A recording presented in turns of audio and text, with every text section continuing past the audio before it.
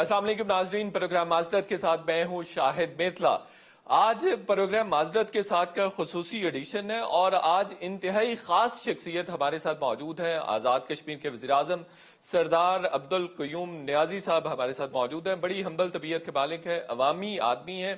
अवामी मफादात के लिए एक महीने में ही उन्होंने बहुत सारे अच्छे इकदाम करने शुरू कर दिए हैं।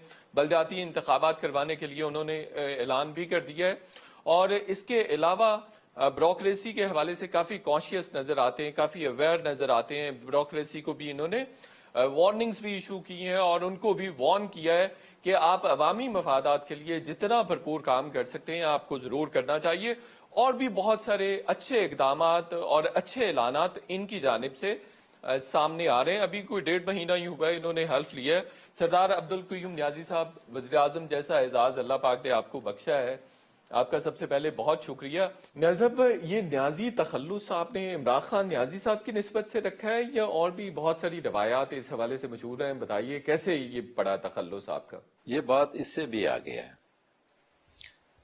हम दो अब्दुल क़य्यूम मैट्रिक में थे और हमारे फॉर्म जाने लगे तो हमारे हेडमास्टर गुलाम रसूल साहब थे बारुल आज़ाद कश्मीर के लंदरी के। उन्होंने कहा आप कोई इसमें से आप एक तखल्लुस रख लें। तो ये न्याजी मुझे अच्छा लगा तो मैंने कहा मेरा न्याजी रख ले। 1974 में ये मेरा तखल्लुस पड़ा और फिर इसको आम किया 1978 में। सऊदी अरब में हम इकट्ठे थे, मैं और सरदार अतीक। तो मजाहिद अव्वल सरदार मोहम्मद अब्दुल क़य्यूम का नाम भी यही था, तो वो मुझे मेरे आखिरी नाम से पुकारते थे नियाजी साहब। तो जब मैं 2006 की काबीना में आया तो उससे पहले मैंने तमाम बैनर पोस्टर पर लिखना शुरू किया सरदार अब्दुल क़य्यूम नियाजी। ये अगर खान साहब को ये पता चल जाता कि ये बाई ट्राइब नियाजी है तो मैं यहाँ नहीं पहुंच सकता था। उन्हें पता था ये मुगल ट्राइब का आदमी है, नियाजी इसका तखल्लुस है, तो फिर इसका हक बनता है। 41 साल रियासत है, तो मैं अगर मैंने बाहर से यानी उन चीज़ों से, ये हमारे यहाँ ना एक चीज़ कायम है ना, जिसने पार्टी बनाई वो प्राइम मिनिस्टर बनेगा, क्योंकि वो हेड होता है, चेयरमैन होता है या प्रेसिडेंट, या कोई पार्टी का प्रेसिडेंट है तो फिर वो बनता है।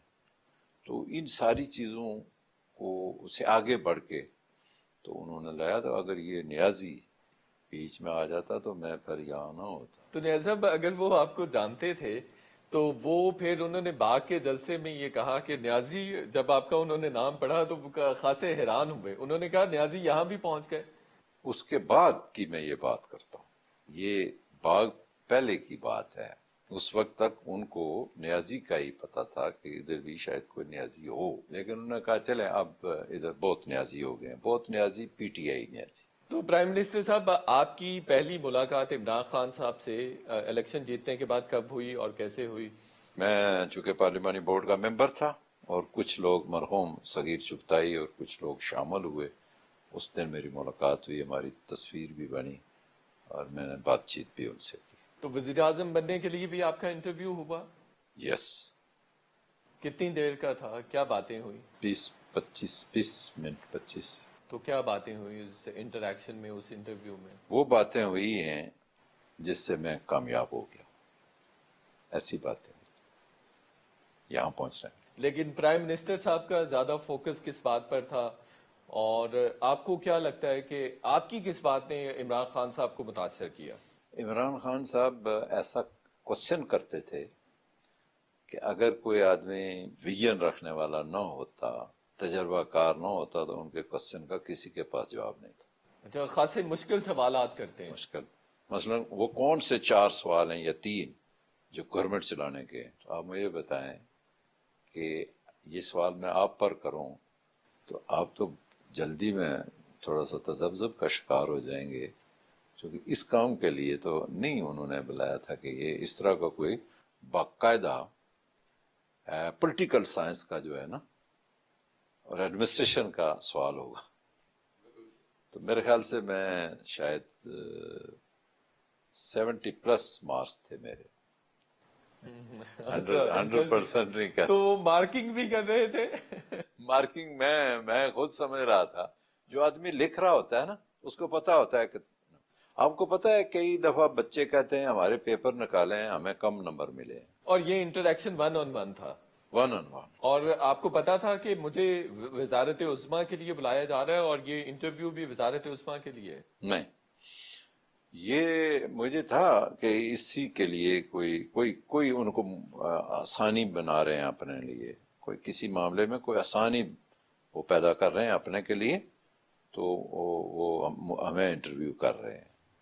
बाकी ये नहीं पता था। अगर ये पता होता तो मेरे पास अच्छा सूट कपड़ों का होता, और फिर ये आप तो बड़े खुश लिबास नजर आ रहे हैं सर। ये आजकल लिबास आपको पता है मजबूरी होती है, या किसी से कर्ज लेके तो करें, या कोई आके पहना दे, ये पहनना पड़ता है। जैसा हमने आपके बारे में सुना है कि आप दरबारों के मोतकिद हैं और बड़ा अकीदतमंदी भी है आपकी दरबारों से, तो ये शगफ कहाँ से शुरू हुआ और कैसे हुआ?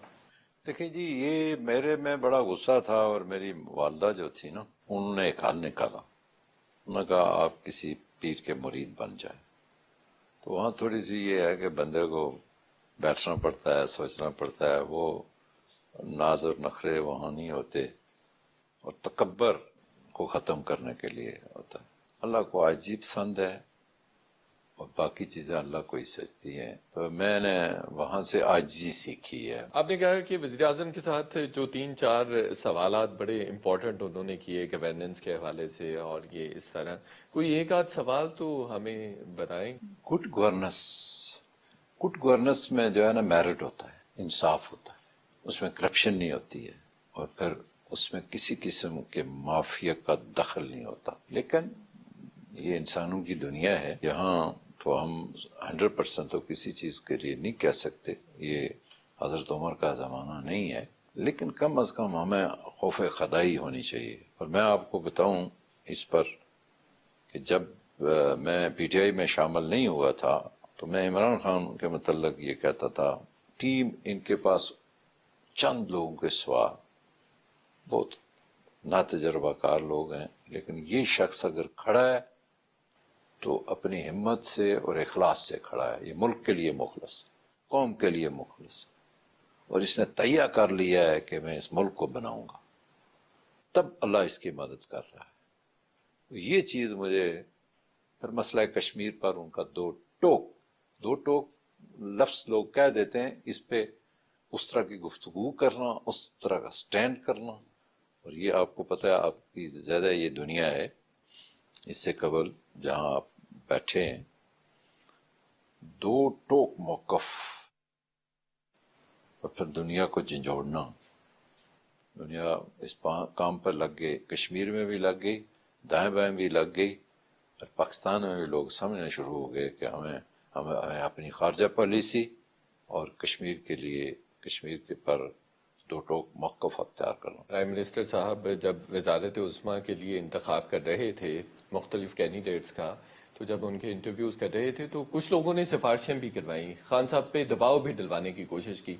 आपके वज़ीर आज़म बनने की एक वजह यह भी थी कि शायद आपने किसी किस्म का दबाव नहीं डलवाया। अल्लाह अकबर, हमें पता ही नहीं आप दबाव की बात करते। दबाव तो तब होता है कि आप कोई लॉबी करते, और फिर लॉबी के पीछे एक दबाव होता है, उसके आगे भी एक दबाव होता है, वो ट्रैवल करती है, आगे कोई कबूल करे या ना करे, फिर वो मंजिल की तरफ चलती है, मंजिल मिले या ना मिले। सदारती की काबीने में था, 3 दफा हुकूमतें ऊपर नीचे हुई, 3 दफा मेरे पास अच्छी वजारतें रही। ये ऐसे तो नहीं है कि सिर्फ इमरान साहब ने मेरा सामने सामने इंटरव्यू लिया, वो तो मुझे मेरी जुबान से देखना चाहते थे कि है आगे क्या निकलेगा, चलेगा कैसे। बाकी उन्होंने पूरी बैकग्राउंड ली है, और उनको ये पता था कि ये फुल टाइम पॉलिटिशियन है जिसकी 41 साल खिदमात है, और ग्रास रूट लेवल से ये ऊपर आया है। तो आया, इसको चेक करते हैं, तो मैं समझता हूँ कि मेरा इसमें बड़ा दखल है ऊपर वाले। 2 कैबिनेट के इजलास हो चुके हैं, कोई 5 वुज़रा हैं जो दोनों कैबिनेट की मीटिंग्स में नहीं आए, इसकी क्या वजह है? इसकी वजह یہ ہے کہ ہر آدمی کی پولیٹکس میں ایک انٹرسٹ ہوتی ہے اور وہ ایک منزل کی طرف جاتا ہے. تو کچھ لوگ شاید سمجھتے ہوں منزل انہیں ملی جو شریک سفر نہ تھے، لیکن چونکہ میں اپنی بات کر کے میں اپنے ضمیر پر بوجھ سمجھتا ہوں، میں نہیں تھکوں گا، میں دیکھتا رہوں گا، میں ان کے انتظار کرتا رہوں گا، منہ سے کچھ نہیں کہوں گا، نہیں بولوں گا. میں ایک سیاسی گھرانے سے ہوں، سیاستکار ہوں.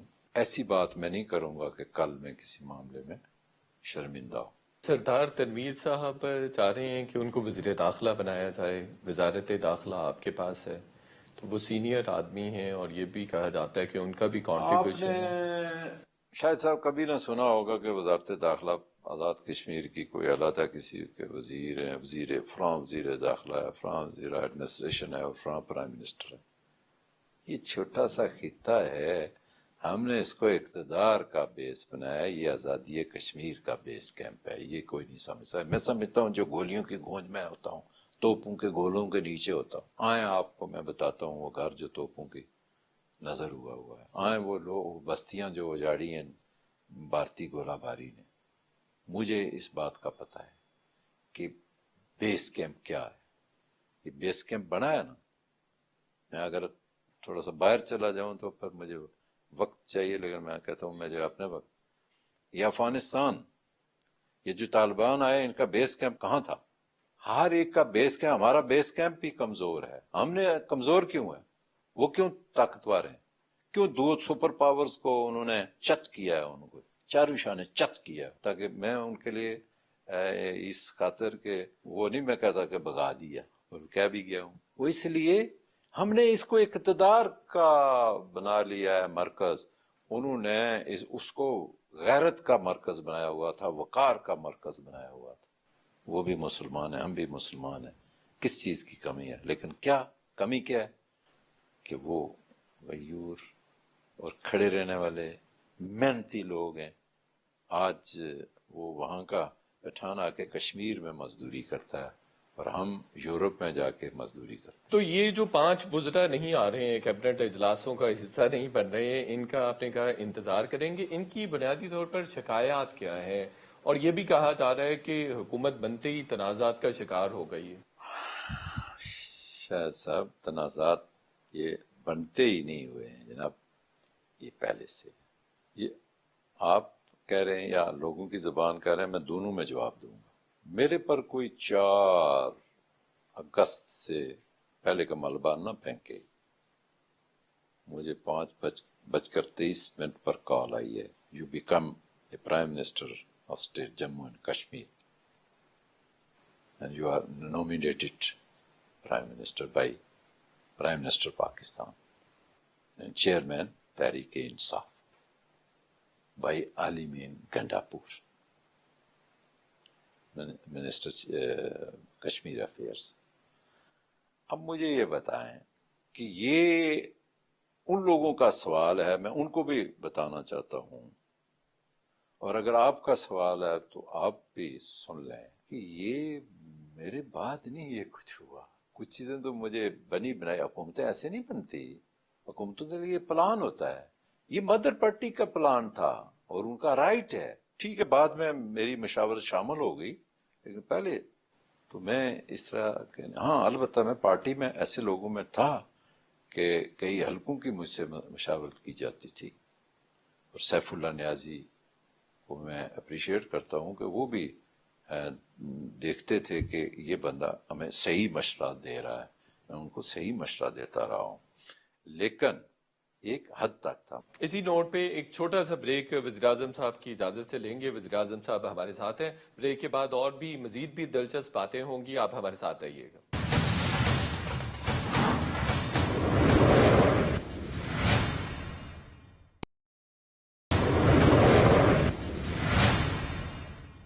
ویلکم بیک ناظرین. آزاد جموں کشمیر کے وزیراعظم سردار عبدالقیوم نیازی صاحب ہمارے ساتھ ہیں. سردار صاحب، آپ کا سردار تنویر صاحب کے ساتھ اور بیرسٹر سلطان محمود کے ساتھ ورکنگ ریلیشن شپ ابھی کیسا ہے؟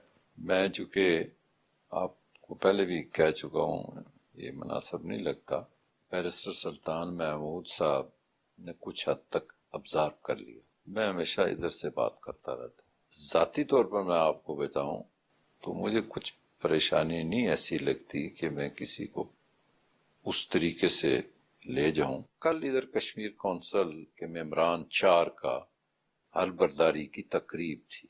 اس میں تنویر الیاس صاحب آئے ہوئے تھے. ہم نے چائے پی. وہ ادھر آ کے ہمارے ہاؤس پر پی ایم ہاؤس میں. علی امین تھے ہمارے پارٹی ورکرز اور باشمول وہ نیو جو جن لوگوں نے حلف لیا کشمیر کونسل والے. اور پھر میں اپوزیشن نکل گئی تھی, میں نے دوبارہ بلائی. ان کا ایک ممبر تھا پیپلز پارٹی کے 4-5 اسمبلی ممبر 3-4 تھے, ان کو میں نے بلایا, چائے وائے پلائی, ہم اکٹھے تھے.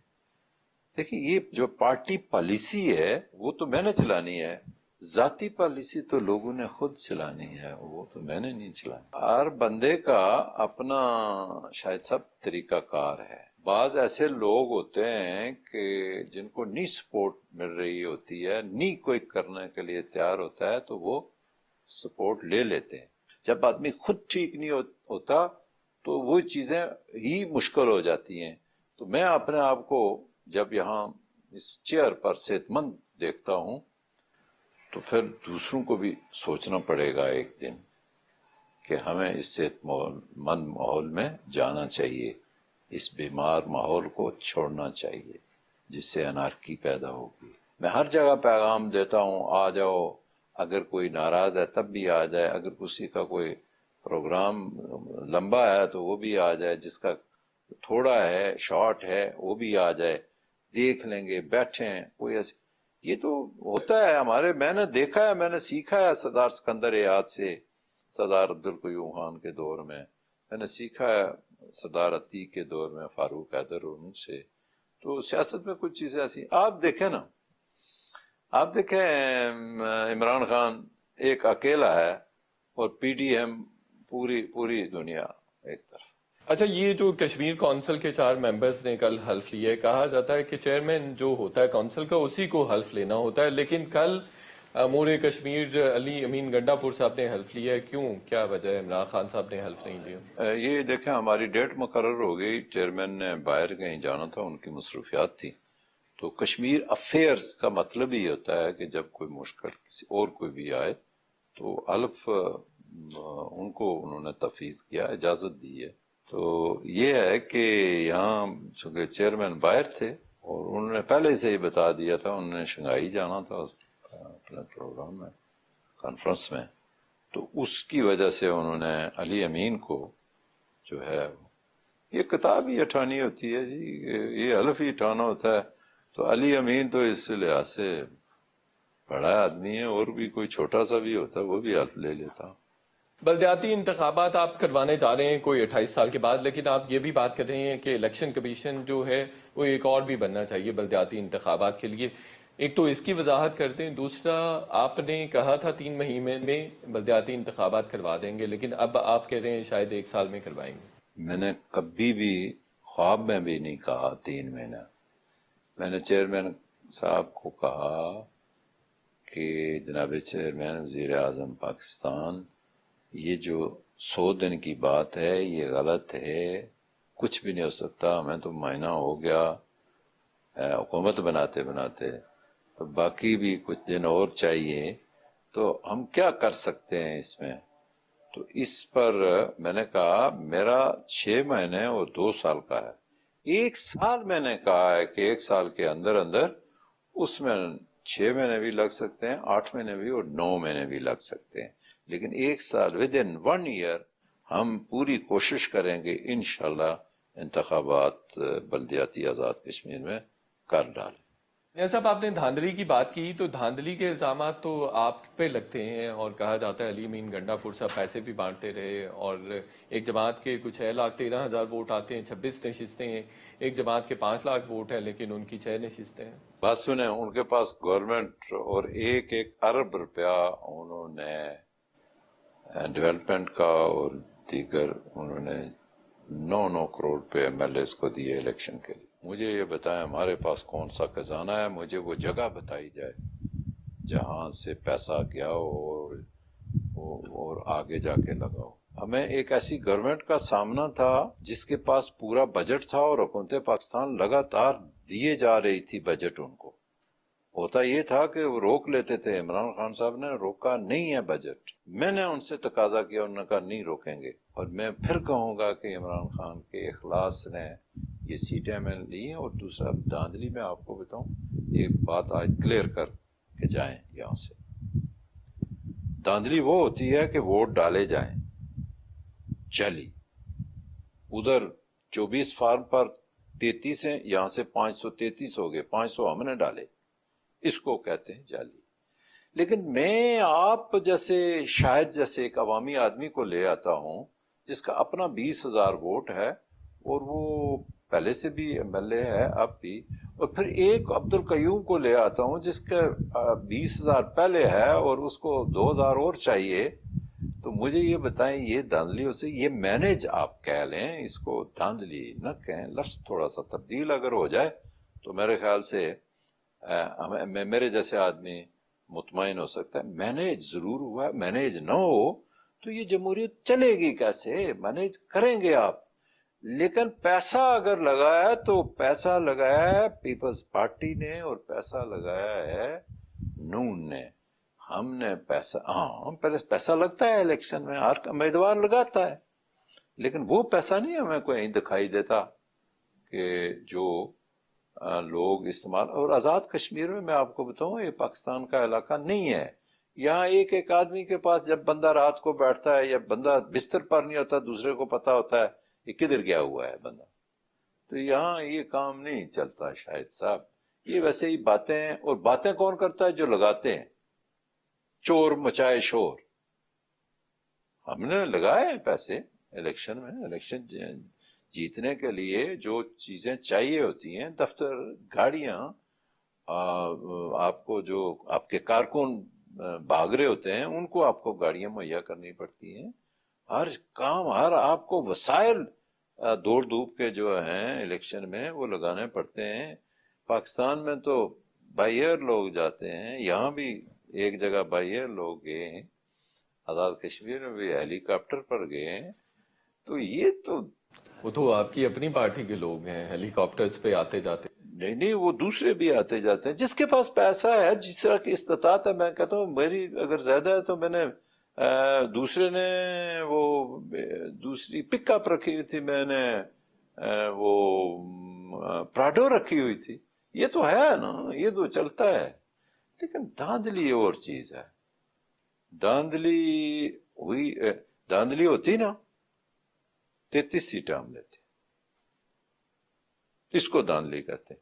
سادہ اکثریت سے دھاندلی ہوتی ہے. مر کے ہم نے حکومت پکڑی ہے. اور میں آپ کو ایک اور بات بتاؤں, یہ بھی غلط ہے, مرکز پہ بھی لوگوں کو امیدوار کو ووٹ ملتے ہیں. مرکز کی کس کی حکومت ہے؟ ہمارا خطہ جو ہے مرکز کی بنیاد پر, کہ اس سے آزاد کشمیر کے معاملات میں, مقبوضہ کشمیر کے معاملات میں, ایل او سی کے معاملات میں مدد ملے گی.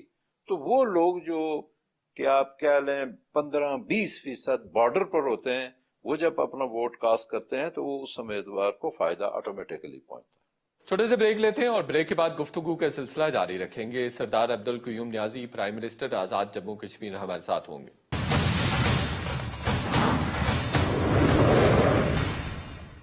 ویلکم بیک ناظرین. آزاد کشمیر کے وزیراعظم سردار عبد القیوم نیازی صاحب ہمارے ساتھ ہیں.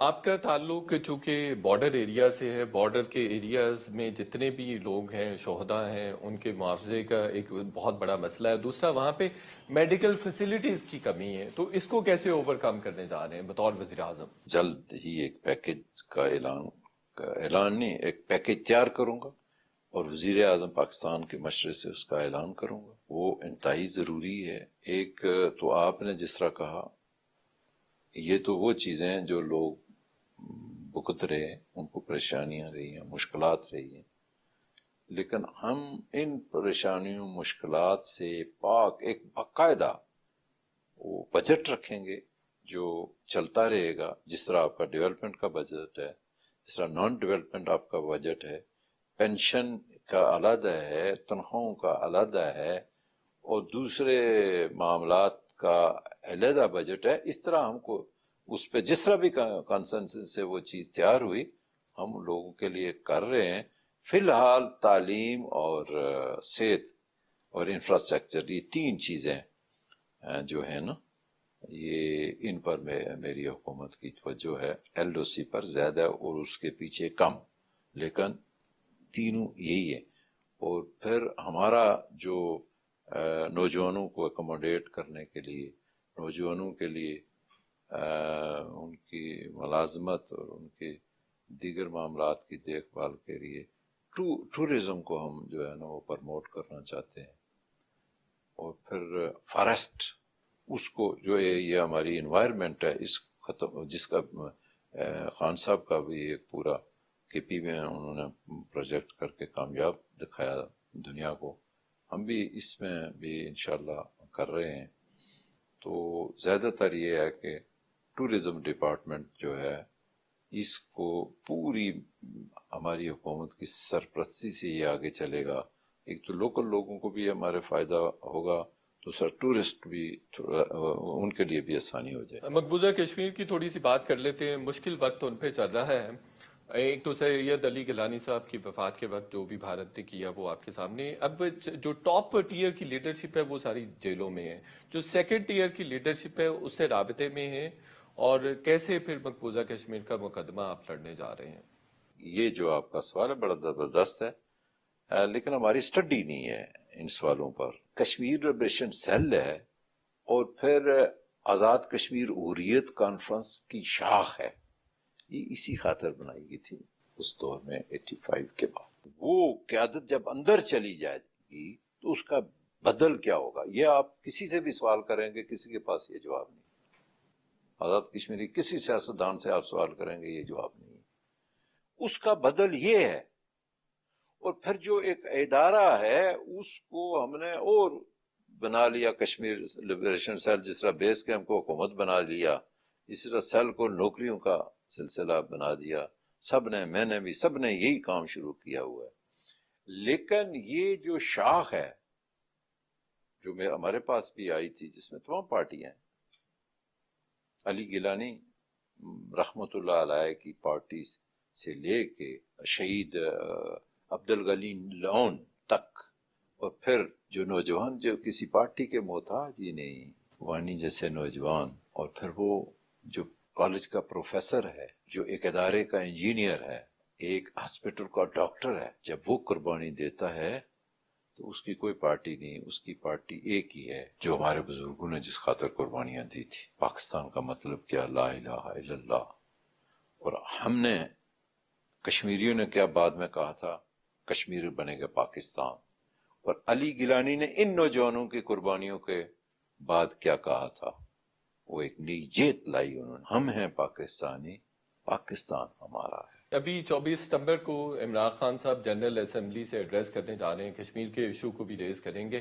آپ کا ان پٹ لیا گیا اس تقریر کے لیے؟ دیکھیں جی، اس میں ہمارے وہ تو مرحلہ نہیں آیا، لیکن ہماری وزارت خارجیہ جو ہے، میں جو اس کے پاس بھرپور قسم کا مقدمہ ہے.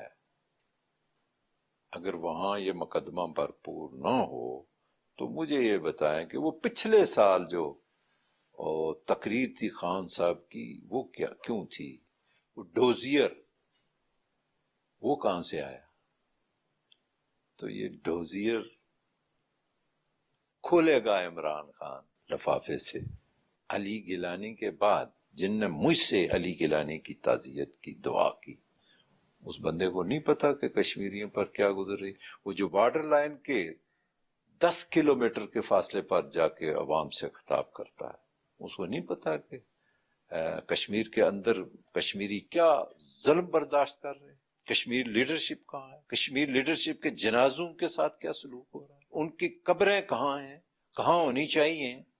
ان کے ورثاء کے ساتھ جو سلوک ہو رہا ہے، وہ دنیا کی تاریخ جو ہے وہ اس کے منہ پر کالخ ملتا ہے بھارت اور اپنے منہ پر، کہ دنیا کو یہ سمجھ نہیں ہے. دنیا آج دن تک نہیں سمجھ سکی. اگر دنیا کے اپنے مسائل ہوتے، یہ کشمیر کے علاوہ، فلسطین کے علاوہ جو دنیا قائم ہے، تو پھر یہ حل ہو جاتے. ہمارا مسئلہ اللہ حل کرے گا انشاءاللہ. پرائم منسٹر صاحب، آخری دو سوال ہیں. ایک تو یہ کہ بیوروکریسی بہت زیادہ کرپشن کر رہی ہے کشمیر میں، اور آپ کا بڑا نعرہ تھا کہ احتساب کے نظام کو مضبوط کریں گے. ان کو کیسے آپ گریپ کرنے جا رہے ہیں؟ ابھی تک آپ کو کوئی پتہ نہیں چلا. آپ مجھ سے اس سوال کا آپریشن مانگتے ہیں یا جواب مانگتے ہیں؟ جواب سیاست میں بھی ہو سکتا ہے، اور آپریشن جو ہے وہ تو ساری چیز کو باہر، گند کو باہر نکال دیتا ہے، اور جب آپ صلاحی کرتے ہیں تو بندہ صحت مند ہو جاتا ہے. ہم یہ بیوروکریسی میں مجھے نہیں پتا، میں تو انتظامی سربراہ ہوں. اگر کوئی مجھے پتا چل گیا، جب مجھے یہ پتا چلا کہ 6 سال ہو گئے ان کو تبدیل کرنا ہے، تو جب مجھے یہ پتا چلے گا کہ یہ کرپٹ بھی ہیں اور یہ ثبوت ہیں، تو کوئی نہیں بچ سکتا. عبوری صوبہ جی بی کو بنایا جا رہا ہے. بیرسٹر سلطان صاحب تو اس کی حمایت کرتے ہیں، آپ بھی حمایت کرتے ہیں، اور آپ سمجھتے ہیں کشمیر بھی عبوری صوبہ بن سکتا ہے کسی وقت؟ یہ شاہد صاحب، یہ معمولی سوال نہیں ہے. میں آپ کو بتاؤں، یہ ایسے اس پر گفتگو کرنا آسان بات نہیں ہے. اس پر باقاعدہ اسٹڈی کی ضرورت ہے. اور جو میں تاریخ کا، کشمیر کی تاریخ کا طالب علم ہوں، میں یہ کہہ سکتا ہوں کہ کشمیری کو اور مسئلہ کشمیر کو جس بات سے، جس کام سے، جس قرارداد سے اور جس لفظ سے تکلیف ہو، وہ ہمیں نہیں کرنی چاہیے. عبوری صوبہ بنانے میں اور بیس کیمپ میں اگر پاکستان ہمیں کہتا ہے کہ یہ ایک ٹنل میں بنا کے آپ کو اور جی بی کو فاصلے میں کمی لاتا ہوں، 5 گھنٹے کا فاصلہ کم ہو جاتا ہے، تو مجھے یہ بتائیں شاہد صاحب، آپ تو یہ کہیں گے کہ ظالم ہے کشمیری. ہم جیسے لوگ جو دیکھنا چاہتے ہیں اس ملک کو اور اس ریاست کو، ہمیں اس کی سہولتوں سے کیوں محروم کر رہے ہیں؟ تو جو کشمیری ہے اس کی سہولت کو کون کرتا؟ یہ سہولتیں ہیں جناب، یہ کوئی ڈسیزن نہیں ہے ایسے کہ کشمیر پر قبضہ. کشمیری پہلے ہی کشمیر بنے گا پاکستان کہہ رہے ہیں. ہم تو اس کشمیر کے لیے، گلگت والے بھی کہتے ہیں کہ وہ بھائی ہمارے آزاد ہوں. ہم کشمیری جو آزاد کشمیر میں بستے ہیں، ہماری زیادہ ذمہ داری ہے. یہ کوئی پنجاب کی گورنمنٹ نہیں ہے، یہ کوئی اسلام آباد کی گورنمنٹ نہیں ہے، یہ پاکستان کی گورنمنٹ نہیں ہے. یہ آزادی کا بیس کیمپ ہے، اس کے پیچھے پورا پاکستان ہے، پوری پاکستانی افواج ہیں. اور پھر ہم ہماری سرحدوں پر جو پہرا دے رہے ہیں وہ پاکستان آرمی ہے. یہ ایسے نہیں ہے، ایسے کوئی سلسلہ نہیں ہے جو ہم باتوں سے اس کو منوا لیں گے اور کر لیں گے. تو اس سے مسئلہ کشمیر پر تو کوئی فرق نہیں پڑتا، اس سے گلگت والوں پر تو کوئی فرق نہیں پڑتا، اس سے پاکستان والوں کو تو کوئی قربانی نہیں دینی پڑتی، اس سے مسلم امہ پر تو کوئی کسی قسم کا بوجھ نہیں آتا. یونائٹڈ نیشن کو اس سے کوئی، اس کی قراردادوں پر کوئی ذکر نہیں آتا، کوئی پریشانی نہیں ہوتی. اور میں نے پہلے کہا، نہ ہی گلگت کا مسلمان، نہ ہی پاکستانی، نہ ہی پاکستانی فوج، نہ ہی پاکستان کی حکومت، نہ ہی آزاد کشمیر کی حکومت، نہ ہی آزاد کشمیر کے لوگ وہ کام کریں گے جو کشمیری بھائیوں کو پریشانی ہو اور اقوام متحدہ کی قراردادوں کے مطابق ہمارا مسئلہ کمزور ہو. یہ میں تاریخ کا طالب علم ہوں، کشمیر کے معاملات کو اچھی طریقے سے سمجھتا ہوں، اس لیے میں یہ کہہ رہا ہوں. اس سے اس بات کا کوئی تعلق نہیں ہے کہ ہم اپنی ڈیولپمنٹ روک رہے ہیں آزاد کشمیر کی، کہ استور کو یہاں سے ٹنل دے دیتے ہیں، اب ایک ہائی وے دے دیتے ہیں بھمبر سے جو جہلم کو ملاتی ہے ظفر آباد سے، تو کہیں مسئلہ کشمیر ختم ہو گیا. خدا کے لیے یہ ایشوز ہیں لوگوں کے، یہ لوگوں کے اپنے اپنے دکانیں ہیں، اپنی اپنی 1.5 انچ کی مسجد ہے. یہ آزاد کشمیر حکومت، پاک فوج اور پاکستان حکومت کا ہمارا جو وکیل ہے عمران خان، ہمارا جو سفیر ہے، ہمارا جو محسن ہے، اس کا یہ معاملہ نہیں ہے، یہ کچھ اور لوگوں کا معاملہ. بہت شکریہ وزیر اعظم آزاد کشمیر سردار عبدالقیوم نیازی صاحب ہمارے ساتھ تھے. سر، آپ کے وقت کا بہت بہت شکریہ. فیڈ بیک سے ضرور آگاہ کیجیے گا. انشاءاللہ پھر آپ سے ملاقات ہوگی. تب تک کے لیے اجازت. اللہ حافظ.